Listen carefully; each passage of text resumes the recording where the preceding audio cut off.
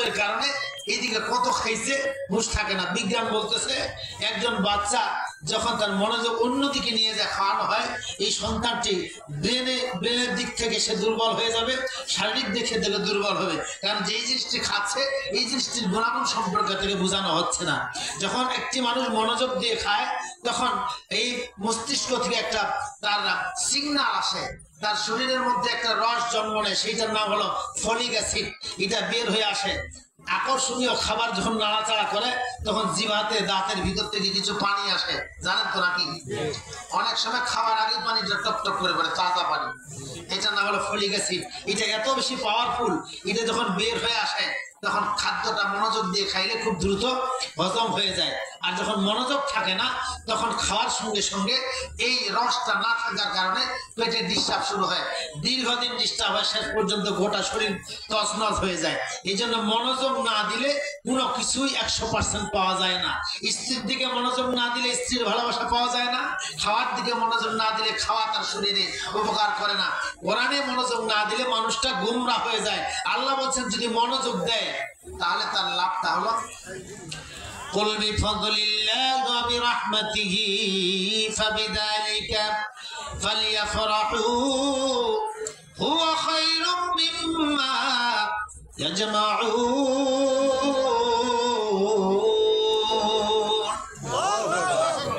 নবী আপনাকে যে কোরআন দিলেন এই কোরআন দিয়ে যদি তারা খুশি হয়, যখন কোরআন শোনে তখন যদি মনটা খুশি হয় যে কিছু একটা শুনতে আসলাম যেটি আল্লাহর বাণী, সব আকর্ষণের থেকে বেশি আকর্ষণ যদি সৃষ্টি করে, গোটা দুনিয়া বিক্রি করলে দান করলে তোমার রব যত খুশি হবে তার থেকে বেশি খুশি তোমার উপর হয়ে যাবে। আপনার সেই কোরআন শোনার জন্য আসছেন, একটু মনোযোগ দিবেন তো নাকি? রাজি আছেন? আলহামদুলিল্লাহ। আল্লাহ তাআলা বলছেন আর রহমান আল্লামাল কুরআন খালাকাল ইনসান আল্লামাহুল বায়ান।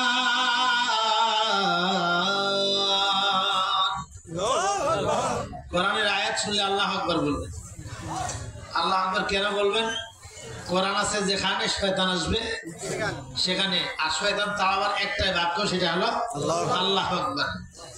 জন্মের মধ্যে গলত সৃষ্টি করতে চায়, এই জন্য জন্ম হওয়ার সঙ্গে সঙ্গে আজান দিতে হয়। যখন আল্লাহ তাআলা কুরবানি করার নির্দেশ দেন তখন আল্লাহ আকবার বলেই নির্দেশটা দেন। তাহলে আল্লাহ আকবার বলে আজান না শুনাইলে জন্মটা যেমন ঠিক হয় না, আল্লাহ আকবার না বললে কুরবানিটাও ঠিক হয় না। আল্লাহ আকবার না বলে আজান দিলে আজানটাও ঠিক হয় না, একামতটাও ঠিক হয় না। ইমাম আল্লাহ আকবার না বললে নামাজটাও ঠিক হবে না, ইমামের ইমামতিও থাকবে না। এতবার আল্লাহ আকবার শুনি আল্লাহ বুঝাচ্ছেন বান্দা এই আল্লাহ আকবার যেন শিরায় শিরায় ঢুকে যায়, যেন তুমি ভুলে না যাও। 144 ধারা জারি হলে, পুলিশের ফায়ার শুরু হলে, বম বিস্ফোরণ ঘটলে যেন ভয় আল্লাহ আকবার ভুলে না যাও, যেন সামনের দিকে আগাইতে থাকো। আল্লাহর কোরআন যেন সর্বোচ্চ জায়গায় প্রতিষ্ঠা হয়, এই জন্য তোমাকে জন্মের সময় আল্লাহ আকবার শোনানো হয়েছে। কিন্তু অতি কষ্টের বিষয়, আজানে আল্লাহ আকবার যখন উচ্চারণ করা হয় তখন সমস্যা হয় না, যখন নামাজে আল্লাহ আকবার বলা হয় তখন সমস্যা হয় না, যখন রাজপুতে আল্লাহ আকবার বলা হয় তখন জঙ্গি বলা হয়, ঠিক না? আল্লাহ তাআলা এই জন্য এতবার আল্লাহ আকবার শোনাচ্ছেন। কোরআন যখন শুনবেন আল্লাহ আকবার বলবেন, আল্লাহর ফেরেশতা নেমে আসে। আর রহমান আল্লামাল কুরআন খালাকাল ইনসান আল্লামাহুল বায়ান। প্রথম শব্দটা হলো আর রহমান। কি শব্দটা? আর রহমান আর রহিম, দুইটা শব্দের অর্থ হলো একই, দয়াবান মেহেরবান, ওই একই কথা, দয়াময় মেহেরবান। আর রহমান শব্দের অর্থ ওইটা, রহিম শব্দের অর্থ ওইটা, দুইটা শব্দ। আর রহমান হলো আল্লাহর যত বান্দা আছে, হিন্দু, ডম, মুসি, খ্রিস্টান, বৌদ্ধ যত আছে সব আর রহমানের আওতায়। অর্থাৎ আল্লাহ যখন বাতাস দেয় সবার জন্য, বৃষ্টি দেয় সবার জন্য, এই জমিনটা সবার জন্য, সূর্যটা সবার জন্য। আর রাহিম এটা হলো বিশেষ আল্লাহ তাআলা বান্দা যারা আছে তাদের জন্য। এখনো বুঝাইতে পারি নাই। বরযাত্রী গিয়েছিলেন তো নাকি? যখন বরযাত্রী যায় ওই যাত্রীর সঙ্গে বড় থাকে, তো ওকেও যখন মুরগার রাম দেয় আপনাকেও, ওকে যখন গরু গোশত দেয় আপনাকেও লোক যেমন বরহানি দেয় আপনাকেও, তাই বলে আপনি কি বর নাকি? সব সব তো সমান সমান হয়ে গেল, তাই বলে কিন্তু আপনি বর না। সর্বশেষে যখন বিয়েটা হয়ে গেল তখন ওই গেটের মধ্যে লাইন ধরে দাঁড়ায় যে বর ছাড়া আর কেউ যাইতে পারবে না, ওখানে বরকে অন্তর্মহলে নিয়ে যায়। আপনিও যদি পাশে পাশে ঢুকতে চান আপনাকে আটকে দেওয়া হবে। ঠিক সমস্ত মানুষ যখন একত্রে ছিল তখন হলো রহমান পরিবারের পক্ষ থেকে, আর যখন স্পেশাল ভাবে নিয়ে যাওয়া হলো তখন ওনার রাহিম এটাই হলো বিশেষ ব্যক্তি। এই পৃথিবীর মানুষগুলোকে আল্লাহ তাআলা আলো দিয়েছেন, বাতাস দিয়েছেন, আল্লাহ তাআলা এই সব কিছু দিয়েছেন। বান্দা যদি মনে করে আল্লাহ যদি আমি প্রিয় না হই, আমাকে কি আল্লাহ ক্ষমতায় বসা? আল্লাহর প্রিয় যদি আমি না হই, যা ইচ্ছা তাই করতেছি, এখনো তো গজব নাজিল হয় না। আল্লাহ যদি আমি প্রিয় না হই, ফেরাউনকে যেভাবে আল্লাহ চুবাইছিল আমাকেও তো চুবাইতো। এইরকম যদি কেউ মনে করে তাহলে ভুল হবে। আল্লাহ তাআলা বলছেন যখন কিয়ামতের ময়দানে সমস্ত মানুষগুলো আল্লাহর দিকে তাকিয়ে থাকবেন তখন আর রহমান দুনিয়ার বুকে যাদেরকে আল্লাহ আলো বাতাস দিয়েছেন ওই তারাও থাকবে, আর রাহিম যারা আল্লাহর জন্য তাহাজ্জুদ গুজার হয়েছিলেন, আল্লাহর কোরআনের জন্য জীবন উৎসর্গ করেছেন, আল্লাহ সেদিন তাদেরকে ধরে ধরে স্পেশাল ভাবে রহিম নামের খাতিরে ওই জান্নাতে নিয়ে যাবেন। রহমান আর রাহিমের পার্থক্য হলো এইটুকু। ওই বিয়ের বরযাত্রী আর বরের যেমন পার্থক্য, রহমান আর রাহিমের দয়া হলো এইরকম পার্থক্য। আল্লাহ তাআলা আর রহমান দিয়ে বুঝাচ্ছেন, বান্দা তোমরা যারা ঈমানদার, তোমরা যারা জান্নাতি, তোমরা যারা তাহাজ্জুদ গুজার, তোমাদের জন্যই শুধু কোরআন নয়, এই কোরআন যারা মানে না তাদের জন্য, যারা ঈমান আনে নাই তাদের জন্য। ইয়া আইয়ুহান নাস قد جاءتكم موعظة من ربكم وشفاء لما في صدور।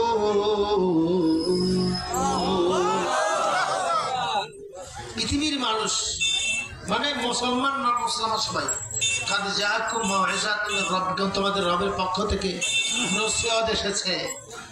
এটা কলিজার ভিতরের কষ্ট দূর করে দেয়। আলহামদুলিল্লাহ। দুনিয়ার বুকে মানুষের কাটা যায়, ছেঁড়া যায়, অ্যাক্সিডেন্ট হয়, এগুলো সব বাইরের। এগুলোর জন্য ডাক্তার আছে, ওষুধ আছে, এত বেশি ওষুধ আছে, এত বেশি ওষুধের দোকান গুণে শেষ করা যায় না। কিন্তু যেই ব্যথার কারণে, কলিজার ভিতরের কষ্টের কারণে মানুষ আত্মহত্যা করে, এইটার ট্রিটমেন্ট পৃথিবীতে কোথাও নাই। আর এইটার জন্য ট্রিটমেন্টের জন্য যায় না কেউ, ঠিক না? আল্লাহ তাআলা বলেছেন এই ভিতরে, মনের ভিতরে কষ্ট দূর করবার জন্য একটাই ট্রিটমেন্ট, সেটা হলো আর কোরআনুল কারীম। আপনি বেশি করে পড়বেন, পড়তে পড়তে দেখবেন যে আকাশের দরজা খুলে দেওয়া হয়েছে, মনে হয় জান্নাতের হাওয়া এসে আপনার কলিজাকে ঠান্ডা করতেছে। আর রহমানু আল্লামাল কুরআন খালাকাল ইনসান আল্লামাহুল বায়ান। আল্লাহ রাব্বুল আলামিন বলেছেন ওই দয়াবান যিনি সমস্ত মানুষের জন্য কোরআন নাজিল করেছেন, যদি সে জান্নাত না চায় তারও জন্য কোরআন। এখন প্রশ্ন হলো যে জান্নাত চায় না, যে ঘোষণা দিয়েছে আমার জান্নাতের দরকার নাই, টিস্যু থাকলে কথা ভালো হতো। যদি কেউ বলে যে আমি জান্নাত চাই না, তাহলে কি তার কোরআন লাগবে? কোরআন দিয়ে তো নামাজ পড়া হয়, কোরআন দিয়ে রোজা করা হয়, কোরআন দিয়ে হজ করা হয়। ও তো নামাজও পড়ে না, রোজা পড়ে না, হজও দেয় না, যাকাতও দেয় না, তার কোরআনের কি দরকার? যদি তার কোরআনের দরকার না হয় তাহলে আল্লাহ কেন বললেন সবার জন্য কোরআন? একটা ইহুদি তার স্ত্রীকে বারবার মাইর দেয়, সকাল বিকাল মাইর দেয়। আমাদের সমাজে এরকম কিছু মানুষ আছে।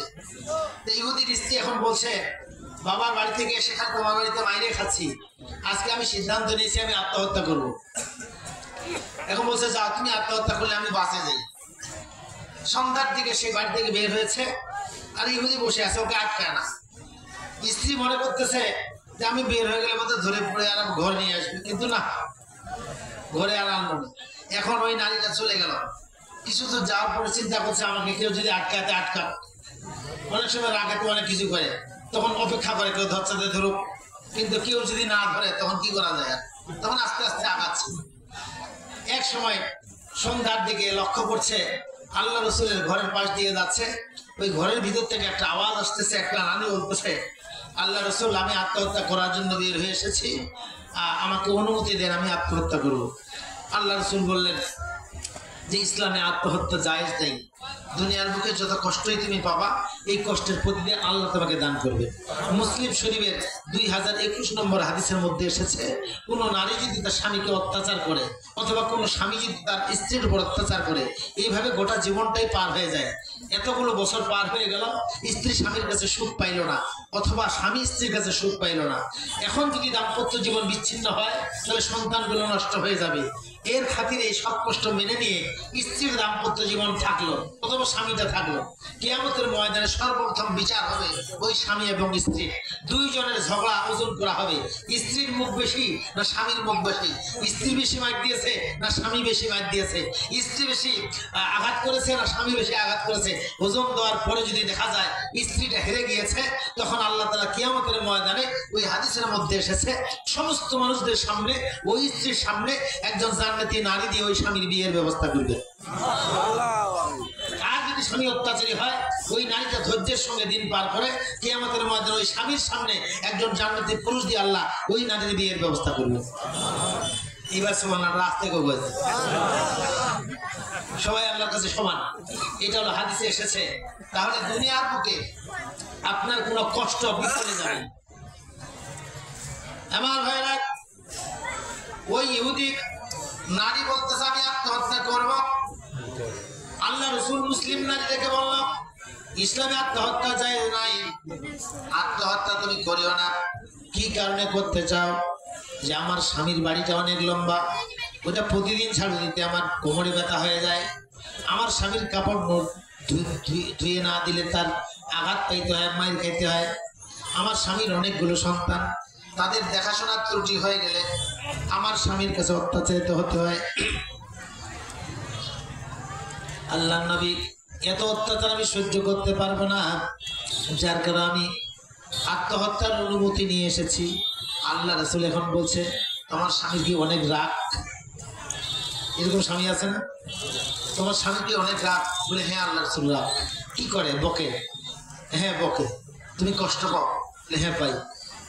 একবার যদি তোমার স্বামী বকে আর যদি তুমি উত্তর না দিয়ে নীরবে তাকে ক্ষমা করে দাও, তাহলে 40 বছর নফল ইবাদতের সওয়াব তোমাকে আল্লাহ দান দিবে। তোমার স্বামীকে তুমি কাপড় ধুয়ে দাও? বলে হ্যাঁ দেই। আল্লাহ রাসূল বললেন কোন পুরুষ যদি গিয়ে আল্লাহর ঘর কাবা ধুয়ে দেয়, তাকে যে পুরস্কারটা আল্লাহ দিবেন, তোমার স্বামীর কাপড়টা ধুয়ে দিলে সেই পুরস্কারটা আল্লাহ দেন। তুমি কি তোমার স্বামীর বিছানাটা ঝাড়ু দিয়ে দাও? বলে হ্যাঁ দেই। তুমি তোমার স্বামীর বিছানা ঝাড়ু দিয়ে দিবা, কাবা শরীফ পুরুষটা ঝাড়ু দিলে যে সওয়াব পাবে ওই সওয়াব তোমার ঘরে আল্লাহ তাআলা দান করবে। নারীটা বলল আল্লাহ রাসূল এতই সওয়াব যদি হয় কত কষ্ট হয় হোক, আমি আখিরাতে জান্নাত ওই স্বামীর ঘরে যদি পাই তাহলে কষ্ট হোক, সমস্যা নেই। আমার ভাইরা, এমন কিছু পুরুষ আছে যারা স্ত্রীকে ক্ষমা করতে পারে না। আমিরুল মুমিনিন হযরত ওমরের সময় একজন পুরুষ তার স্ত্রীকে বলছে তোমার মতো মুখ বুঝেন না, মুখার গাইলি বাসন করলে যত আছে। সেদিন আমাকে একজন অভিযোগ করতেছে, হুজুর আমি খালি বাড়িতে আসলে খালি বাজানো শুরু হয়ে ওখানে আচ্ছা আছে ওখানে আচ্ছা আছে। আমি তখন বাইরে চলে যাই, গালা হিলারি দিয়ে চলে গেলাম, বুঝাই দিই যে আমি নাই। কিছু তো যা ফিরে আসে দেখতেছি সব ঠিক। বাড়ি এসে যখন আরো গালা হিলারি দিলাম আরো শুরু হয়ে গেল। এইরকম কিছু নারী আছে। ওই পুরুষ গিয়ে হযরত ওমরকে বিচার দিবে, বলছে তোমার বিরুদ্ধে বিচার দিব আমিরুল মুমিনিনের দরবারে। উনি এমন একজন বিচারক, বাঘেরও বিচার করে। আমিরুল মুমিনিন এমন একজন বিচারক, নীল নদের পানি শুকিয়ে গিয়েছিল, তিনি চিঠি লিখেছিলেন আরবি দিয়ে যে হে নীল নদ, আমিরুল মুমিনিন অর্ধ পৃথিবীর শাসক, তোমাকে সালাম। যদি তুমি আল্লাহর প্রতি বিশ্বাসী হও তাহলে তোমার এখানে নাকি জীবন্ত মেয়েকে জবাই না করলে পানি হয় না, আমি সেটাতে বিশ্বাস করি না। একমাত্র আল্লাহকে যদি বিশ্বাস করে থাকো, ওই আল্লাহর ওয়াস্তে তোমার যত তোমার ফোয়ারা আছে, যত তোমার ছিদ্র আছে, তুমি পানি সরবরাহ করতে শুরু করে দাও। লোকের মধ্যে যেই মানুষটা চিঠিটা দিতে গেছে, মানুষটা কিনারে আসতে পারেনি, তার আগে সমুদ্র ভরে গিয়েছে। ওই আমিরুল মুমিনিন পুরুষটা বলছে তাকে বিচার দিব। তুমি জানো না আল্লাহ রাসূল বলেছেন কোন নারী যদি তাহাজ্জুদ নামাজ পড়ে সেই মুহূর্তে তার স্বামী যদি বলে আমার কাছে আসো, নামাজ ছেড়ে দেওয়া তার জন্য ওয়াজিব হয়ে যাবে। ওটা জানেন না? জানেন? আপনাদেরকে জানার দরকার নেই, ওই মা বোনরা জানিয়ে যথেষ্ট। এই ব্যাপারে আলোচনা করলে তো অনেক সময় লাগবে। একজন মদিনা আনসার নারী আল্লাহ রসুলের কাছে বিচার দিতে আসলো। বিচার, আল্লাহ রসুল আমার স্বামীর বিরুদ্ধে আমি বিচার দিতে এসেছি, সাহাবীরা আছে। আল্লাহ রসুল বললেন কি বিচার? যে আল্লাহ রসুল বলতে তো আসলাম, কিন্তু এখন লজ্জা লাগতেছে, বলতে পারতেছি না, শরম লাগতেছে। আল্লাহ রসুল বললেন শরম তো লাগতে পারে, লজ্জা লাগতে পারে, স্বামীর বিরুদ্ধে যেহেতু বিচারটা, তাহলে গোপনীয় কিছু কথা হতে পারে, তাহলে আমার স্ত্রীকে বলো। আল্লাহ রসুলের স্ত্রীকে পাঠিয়ে দিলেন। আল্লাহ রসুলের স্ত্রী জিজ্ঞাসা করলেন কি তোমার সমস্যা? এখন বলছে আপনাকেও শরম লাগতেছে। বলি কেমন? কাছে এত যদি শরম দেখে না ইচ্ছে লাগে না। ঠিক আছে, আমার কানে কানে বলো। কান যখন আগায় দিয়েছে, কি যে বললো, নিজে আল্লাহ রসুলের স্ত্রী তখন মুখটা চেপে ধরলো লজ্জায়। তার মানে এমন কিছু বলছে, মুখ চেপে না ধরলে থাকা যায় না। আল্লাহ রসুল বললাম তোমার আবার কি হলো? বলো কি বললো? কথা আমার দ্বারা সম্ভব না। আল্লাহ রসুল বললেন তাহলে আমাকে কানে কানে বলো। আল্লাহ রসুলের কানে কানে বললো। সাহাবীরা এখন জিজ্ঞাসা আল্লাহ রসুল কি বললো? কথা আমার পক্ষে বলা সম্ভব। তাহলে এমন কিছু অভিযোগ নারীদের থাকতে পারে যেটি কারো কাছে বলা সম্ভব নয়। আল্লাহ রসুল বিচার করলেন না, কিন্তু আল্লাহ রসুলের মালিক আল্লাহ রাব্বুল আলামিন তিনি কি শুনেন নেই? আল্লাহ রসুল আয়াত, আল্লাহ রসুলের কাছে আয়াত নাজিল হলো, নিসাউকুম হারসুল লাকুম ফাতু হারসাকুম আন্না শিতুম। আল্লাহু আকবার। পারলে বাড়িতে গিয়ে পড়বেন সূরা বাকারা, মা বোনেরা পড়বেন। মনে রাখবেন, একজন নারীর জন্য জান্নাত যত সহজ, একজন পুরুষের জন্য জান্নাত তত সহজ নয়। শুধু একটি হাদিস শুনুন, যে কোনো নারী যদি তার মুখের হাসি দিয়ে তার স্বামীকে সন্তুষ্ট করতে পারে, আল্লাহ রাব্বুল আলামিন প্রত্যেকটা পুরুষকে একটা গোটা জান্নাত দিবেন না, জান্নাতের প্রাসাদগুলো দিবেন। কিন্তু ওই রকম নারী, যেই নারীটা শুধু কষ্ট পাক, দুঃখ পাক, ব্যথা পাক, মায়ের খাক, জ্বালায় যন্ত্রণায় থাক, কিন্তু তার মুখের হাসি দিয়ে তার স্বামীকে সন্তুষ্ট করার প্রতি মুহূর্তে একটা মানসিকতা লালন করে, অর্থাৎ সামনে আসলেই একটা হাসি দেয়, সেই নারীকে আল্লাহ 8টা জান্নাত একসঙ্গে রাখবে। এটাকে বলা ভাইরাল নারী, সে গোটা জান্নাত ঘুরে বেড়ায়। তাফসীরে এসেছে মাঝে মাঝে আয়োজন হবে, অডিটোরিয়ামে যেমন দামি দামি শিল্পীকে নিয়ে আসা হয় গান শোনার জন্য, মাঝে মাঝে গোটা জান্নাতের অডিটোরিয়ামে আল্লাহ যেদিন সাক্ষাৎ করবেন, এইরকম অডিটোরিয়ামে ওই নারীটাকে হাজির করা হবে, যে ওই হাসিটা তুমি হাসো, যেই হাসির কারণে তুমি 8টা জান্নাত পেয়ে গেছো। তাহলে এত এইবার হাসি বেশি, হাসি এত সহজ নয়। সারাদিন ঝগড়া করবে না, সন্ধ্যা হাসবে না, কিন্তু তারপরেও তার হাসা উচিত। এটা হলো তার দায়িত্ব। আমি তো বলেছি যে আপনার দায়িত্ব আপনি পালন করবেন, ফায়সালা করবেন আখিরাতে আল্লাহ। একজন নারী তার দায়িত্ব পালন করবে, একজন পুরুষ তার দায়িত্ব পালন করবে। যদি কেউ দায়িত্ব পালনে অবহেলা করে, অন্যায় করে, তাহলে আখিরাতে এটার বিচার সর্বপ্রথম হবে। আল্লাহ তাআলা সূরা আম্বিয়ার মধ্যে বলছেন, ওয়ানাদাউল মাওয়াজিনাল কিসতা লিয়াউমিল কিয়ামাহ ফালা তুযলাম নাফসুন শাইআ ওয়া ইন কানা মিসকালা হাব্বাহ। মাওয়াজিন, মিজানের বহুবচন মাওয়াজিন। এখানে অনেক আলেম আছে। মিজানের পাল্লা কয়টা? জোরে বলেন। একটা। কিন্তু আল্লাহ বলছেন তোমার একার জন্য অনেকগুলো, সবার জন্য তো একটা নয়, একজন ব্যক্তির জন্য অনেকগুলো। ব্যাখ্যা এসেছে, আপনার এই চোখের দৃষ্টিতে আপনার স্ত্রীর দিকে তাকানো দরকার ছিল। তোমার ভালোবাসার চাহনিটা স্ত্রীর দিকে তুমি বেশি দিয়েছ, না ওই মোবাইল ফোনের সুন্দরী নারীর দিকে অথবা অন্য নারীর দিকে বেশি দিয়েছ? এটা ওজন করার জন্য একটা পাল্লা। তুমি যখন কথা বলেছ, ভালো কথা কত বলেছ, খারাপ কথা কত বলেছ, এইটার জন্য একটা পাল্লা। তুমি যখন ঝগড়া করেছ, আল্লাহর জন্য কত ঝগড়া করেছ, আর জমির জন্য কত ঝগড়া করেছ, এটার জন্য আরেকটা পাল্লা। তুমি যখন চিন্তা করেছ, তুমি ভালো চিন্তা করেছো কত, আর খারাপ চিন্তা করেছো কত, এটার জন্য আরেকটা পাল্লা। এরকম নাদাউল মাওয়াজিনুল কিসা, একটা মানুষের অনেকগুলো পাল্লা। আল্লাহ বলছেন যে তোমার হিসাবটা আসর থেকে মাগরিবের মধ্যে অল্প সময় সমাপ্ত হয়ে যাবে। তার মানে একজন মানুষ জানে আমি খারাপ তাকাইছি কত, ভালো তাকাইছি কত, ভালো কথা কত বলেছি, খারাপ কথা কত বলেছি, সত্য সাক্ষী কত দিয়েছি, মিথ্যা সাক্ষী কত দিয়েছি, ভালো মানুষদেরকে কতবার গালি দিয়েছি, খারাপ মানুষদেরকে কতবার ধমক দিয়েছি, এইটা সব ওজন করা হবে, এটা অল্প সময়ের মধ্যে শেষ হবে। সুতরাং ইকরা কিতাবাকা কাফা বিনাফসিকা লিয়াউমা আলাইকা হাসিবা, তোমার ওজনের জন্য, তোমার ফয়সালার জন্য তুমি যথেষ্ট। আল্লাহ রাব্বুল আলামিন বলছেন খালাকাল ইনসান আল্লামাহুল বায়ান। আমি যেখান থেকে ছাড়ছিলাম সেটা হলো এই কোরআনটা শুধু ইমানদারের জন্য নয়, সবার জন্য। ওই নারীতে যখন আত্মহত্যার জন্য চাইলো, আত্মহত্যার জন্য যখন বললো আল্লাহ রাসূল অনুমতি দেন, মনে আছে আপনাদের? আল্লাহ রাসূল বলেন অনুমতি নাই, তুমি ধৈর্য ধরবা, মায়ের খাওয়া ধৈর্য ধরবা, তারপরেও হাসবা, আল্লাহ তাআলা তোমাকে কিয়ামতের ময়দানে সাজা দান করবে। আসিয়ার নাম শুনেছেন? আসিয়া জি, কে বলেন তো? ফেরাউনের স্ত্রী। বাচ্চা কয়টা? চারটা বাচ্চাকে ফেরাউন তার বুকের উপর পা দিয়ে চেপে কলিজাগুলো বের করেছিল। শুধু আক্রোশ একটা, আসিয়া তুমি আমার দলে চলে আসো। আসিয়া বলতে আমার জীবনটা তোমাকে দিয়ে দিয়েছি, আমার যৌবন দিয়ে দিয়েছি, আমার মুখের হাসি, আমার চাহনি, আমার ভালোবাসা সব তোমাকে দিয়ে দিয়েছি, কিন্তু আমার আদর্শ আমি তোমাকে দিতে পারি না, আমার সেজদা তোমাকে দিতে পারি না। আমার সেজদার মালিক তুমি কত সেবা চাও আমার কাছে বলো? স্বামী স্ত্রী ভালোবাসা না থাকলে 4টা সন্তান হয়। ফেরাউন বলতেছে তোমার সেজদাটা আমি নেব।